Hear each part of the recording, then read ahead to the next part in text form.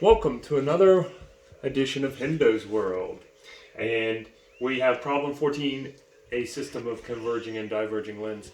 It appears on the surface to be one of the more harder problems, and it is challenging, but it is not as bad as you think as long as you go step by step.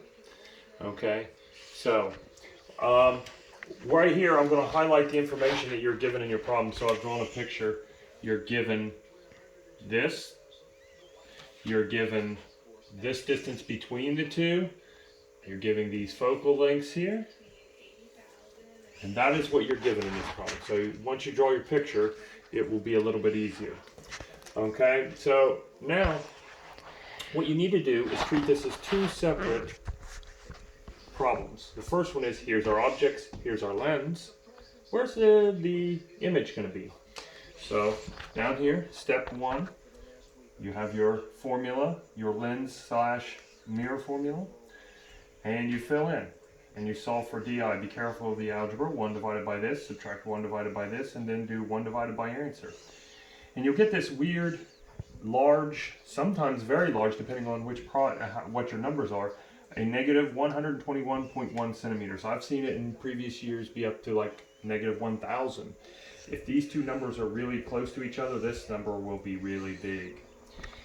But we won't get into the mathematics of that. If you want, you can think about it and run the numbers. But this negative sign, this negative on the DI means that the image is not here, but here. And and since it's on the same side of the lens, it's going to be a virtual image, so it's going to be upright. So our first DI1 is right here at 121.1 centimeters from here. Yes, it's negative, but negative just means this way. The image is this way. So look how weird that is. All right, so this is 121 centimeters to this way. So that's part one. Now I also did the magnification, which we'll need later. Okay, we'll need that in a little bit. But now let's look. Here's the second optical element. This is number 2. This was 1. Well, this distance is 24.9. This distance was 121.1 we just discovered. So how far is it from this image is now the object for this. So how far is it? Well, it's 121 plus the 24.9. Not the negative. We removed the negative because that just refers to the distance to the left for this lens. This total distance then is 146 centimeters. How did I get that? It's this and this added together.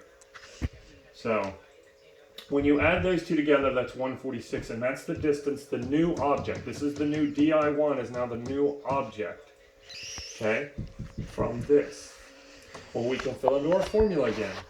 Focal length is negative because the diverging lenses have negative focal length.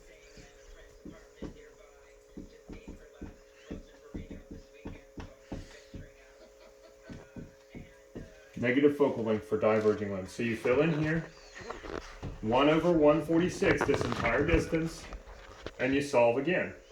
And I get a negative 10.06 centimeters. So that means our newest object is 10.06 centimeters from this, on this side, because once again that negative means on this side, where it's a virtual image. Remember, the real light passes through, so the real images have to be on the opposite side of the object.